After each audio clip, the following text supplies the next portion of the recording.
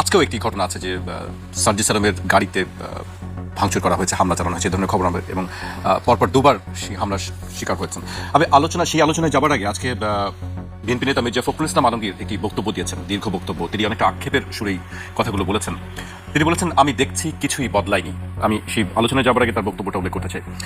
তিনি বলেছেন, আগে যারা ঘুষ খেত তারা ঘুষ খাওয়ার ফন্দি ফিকির করছে, একইভাবে যারা ভালো একটা কাজ আটকে দিত তারা এখনও তা আটকে দিচ্ছে।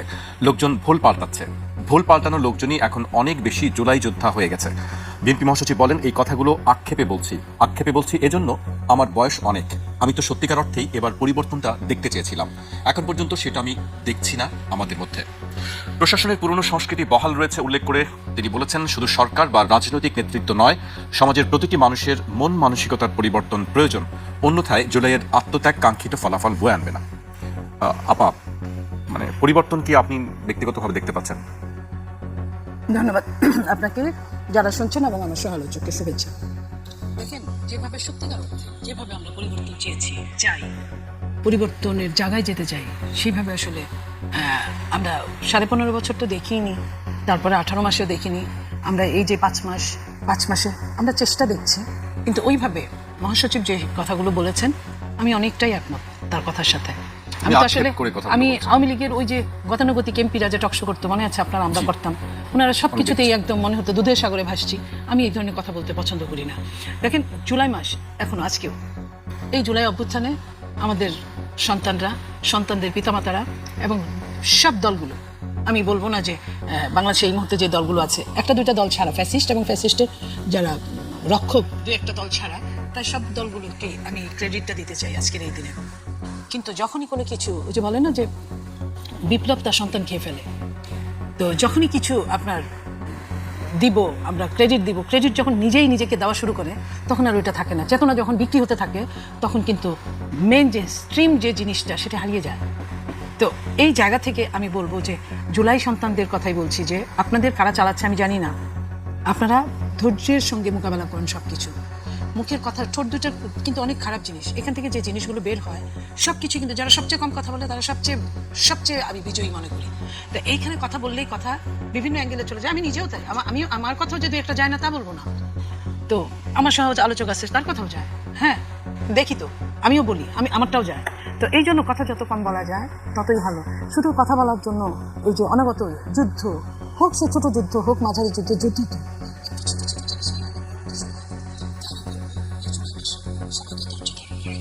যাদেরকে উল্লেখ করে আজকে মারামারির কথা উঠছে, তারা দুই পক্ষই জুলাই যোদ্ধা, দুই পক্ষই। তাহলে কেন নিজেরা হয়তো কুন্দলের মধ্যে আমরা হ্যাঁ, এই কুন্দলের মধ্যে এই জুলাইতে আমাদের যারা শত্রুপক্ষ তারা কিন্তু হাসছে, সামনেও হাসছে পেছনেও হাসছে। শত্রুপক্ষের কিছু শত্রু চলে গেছে, কিন্তু বাকিগুলো তো আছেই। কেউ ঘাপটি মেরে আছে, কেউ মিশে যারা গিয়েছে তারা ভীষণ ডেঞ্জারাস। এই কথাগুলো যদি কোথায় মিশে গেছে রাজনৈতিক দলগুলোর মধ্যে, বিভিন্ন, কেন আপনি বিএনপির কথা বলবেন খালি যে সরকার মিশে গেছে? অবশ্যই রাজনৈতিক সব দলের মধ্যে মিশে গেছে, সব দলের মধ্যে। আপনি মনে করেন, আমি বলি বিএনপির সাথে মিশে গেছে, অনেকেই বলে, আমি অস্বীকার করবো না। দু একটা যে যায় নাই তা আমি বলবো না। জামাত ইসলামীর আমির বলেছেন, আমরা মাফ করে দিলাম। বুঝছেন, মাফ করে দেওয়া মানে কি? তুমি আসো, সমস্যা নাই। এবং রাতের অন্ধকারে থাকতে দেওয়ার সুবিধা, মামলা না করার সুবিধা, দেশ পার হওয়ার সুবিধা, সবকিছুই কিন্তু তারাও করছে। হাতি যখন মারা গেলেন, যার গুলিতে মারা গেলেন, সেই গুলিটা কে করেছিল? ঘাপটি মেরে থাকা ছাত্রলীগ। এই ছাত্রলীগ সে তার সবকিছু যখন জানতে পারলাম, এবং গুলি করার আগে হাতির সাথে কি পরিমাণ তার অন্তরঙ্গ সম্পর্কটা হয়ে গিয়েছিল, এরকম আপনি খুঁজেন, আপনি এনসিপিতে বহু পাবেন, এবং ডিক্লেয়ার দিয়েছে এনসিপি, আনতে অসুবিধা নাই। আপনি আরো কারোর খুঁজেন, তাদেরও পাবেন। আমার কথা হচ্ছে, ওই বয়সচন্দ্র রায় একটা বক্তৃতা একবার বলছিল, বলে ঘুষ এক ফোঁটা হারাম, পেট ভরে খাইলেও হারাম। আমার কথা হলো, একজন আসলেও যা, 100 জন আসলো, আপনার ধারণ ক্ষমতা 100 জনের, আপনি 100 জন আনলেন। ওনার ধারণ ক্ষমতা 50 জনের, উনি 50 জন আনলো। আমার ধারণ ক্ষমতা 5 জনের, আমি 5 জন আনলাম। তা আমি যে 5 জন আনলাম দেখে আমি ভালো মানুষ তা কিন্তু না, আমার তো ধারণ ক্ষমতাই নেই। আর আমি 5 জনের বেশি আপনাকে ঠাই দিতে পারবো না, তাই আমি 5 জন নিলাম। এখন আমি 5 জন নিছি বলেই হয়তো বা ফুয়াদ 50 জন নিছে, ফুয়াদ 50 জন নিছে বলেই হয়তো বা আপনি 100 জন নিছেন, এটাও তো হতে পারে। তো এই জায়গাগুলো আমাদের চলছে একটা বিশ্লেষণের সময় এখন। আমাকে অনেকেই ভুল বুঝবে, বাট আমি এখনো বলছি, এই ছেলেদেরকে আমি ভীষণ ভালোবাসি। কারণ আমি জানি, আমি রাতে অন্ধকারে আমি টকশো করেছি হায়নার বিরুদ্ধে। আমি প্রতিদিন গুনতাম আমি বাসা পর্যন্ত পৌঁছতে পারবো কিনা। আমার সঙ্গে উপরে আল্লাহ আর আল্লাহর আয়াতুল কুরসি ছাড়া আমার সঙ্গে আর কিছুই ছিল না। আমি একটা মানুষ নিয়ে আসতাম না। আমি এখন পর্যন্ত আপনাদের গাড়িতে আসি, প্রত্যেকটা মরে গেলে আমি একলা মরে যাবো, আমি কিন্তু ওইখান থেকে আমি কাউকে আনি না। এবং আমার সঙ্গে ছাত্রদল যুবদল আসতে চাইতো, সবসময় আসতে চাইতো। আপা আমরা আসি, আমার কথা, আমি একটা সন্তানের হিসাব দেবো কিভাবে? তার মা যখন আমাকে বলবে যে তুমি তো আমার ছেলেটাকে নিয়ে গেছো, তুমি কেন বলতে পারো না আমার ছেলেটাকে কোথায় রাখছে? তো এই যে প্রতিনিয়ত আমি যে যুদ্ধটা করছি, যে যুদ্ধের মধ্যে দিয়ে গেছি, আমি নিজের সম্পর্কে বলতে ভীষণ কুণ্ঠাবোধ করি, আমার লজ্জা হয় যে এটাও আমার দায়িত্ব, আমার বলার কথা না।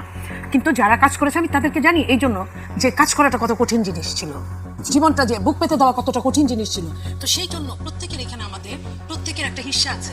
সেই হিস্সাটার ছোট ছোট জিনিস নিতে গিয়ে হিস্সাটাকে আমরা কলঙ্কিত কেন করছি? এই যে আমি এই যে কথাগুলো বললাম সবার জন্য ভালো কথাগুলো, এগুলো একটাও কোনো কথা আসবে না। আমি এখনই একটা এই কথাগুলোর সঙ্গে একটা লাইন লাগাই দিই যে ভাই তুমি কেন এটার সঙ্গে 2 নাম্বারি কাজটা করতে গেলা? তোমার 2 নাম্বারি কাজের জন্য তো পুরো জিনিসটাই নষ্ট হয়ে যাবে, ওই 1 মণ দুধের মধ্যে 1 ফোঁটা চুনার মতো।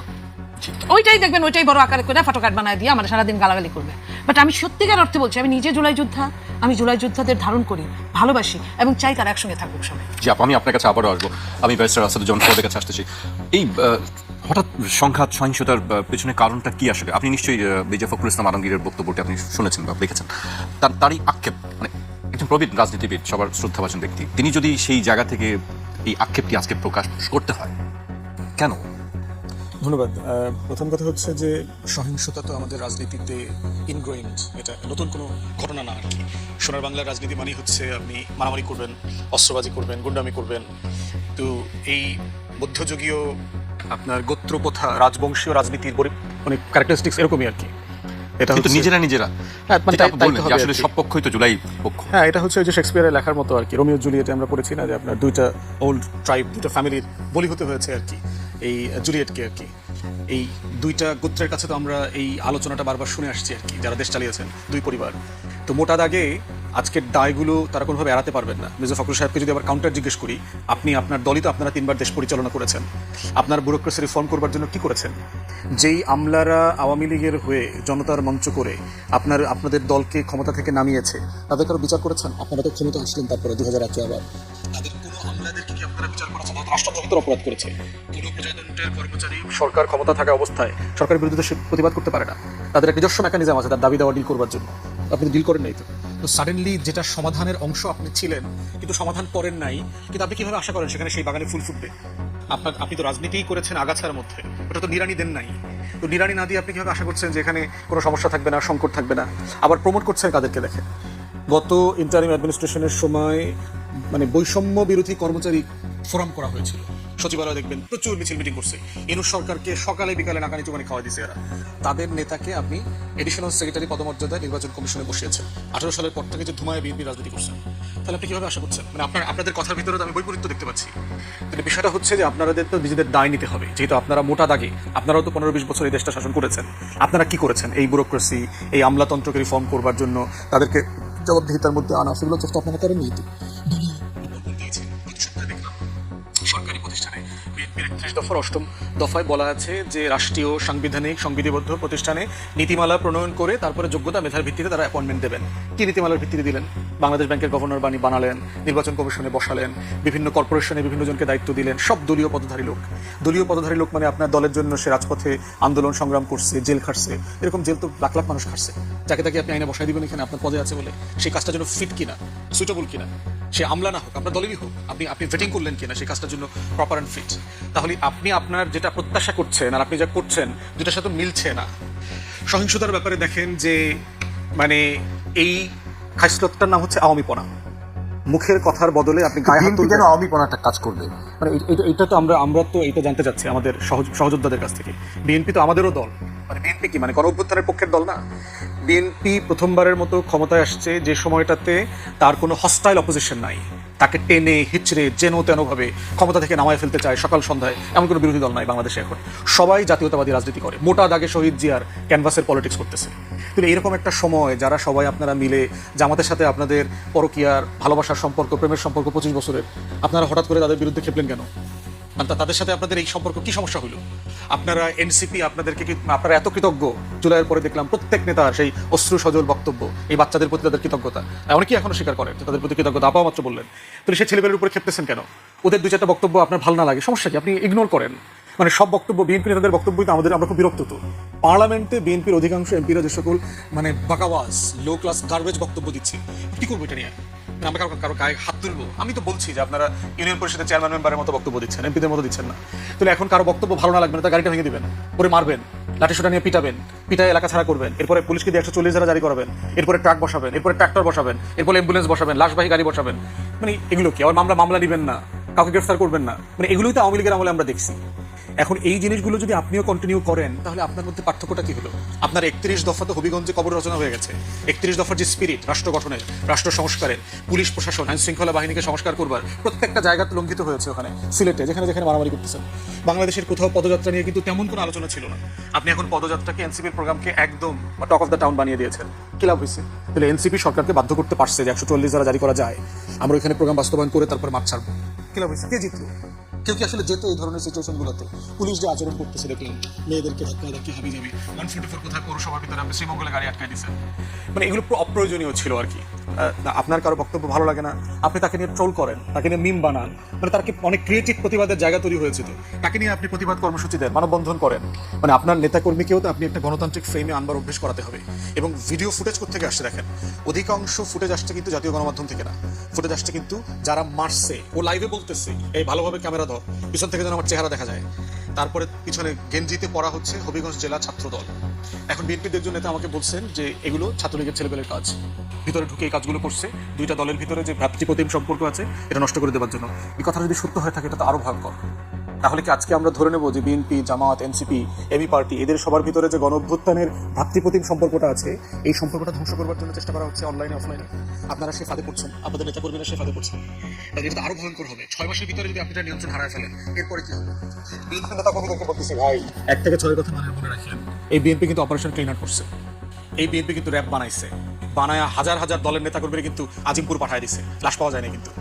অতএব এই বাস্তবতাগুলো মাথায় রাখিয়েন। আপনারা যারা বেশি বাড়তেছেন, নয়া মানে 5 তারিখের পরে হাইব্রিড বিএনপি হয়েছেন, আপনাদের বাস্তবতাগুলো মাথায় রাখেন। কিন্তু বিএনপি যখন ইনটলারেবল হয়ে যাবে, পাবলিক সেন্টিমেন্ট যখন প্রচন্ড রকম বিপক্ষে চলে যাবে, তখন বিএনপি কিন্তু হার্ডলাইনে যাবে। তাদের এই হার্ডলাইনে যাওয়ার ইতিহাস আছে।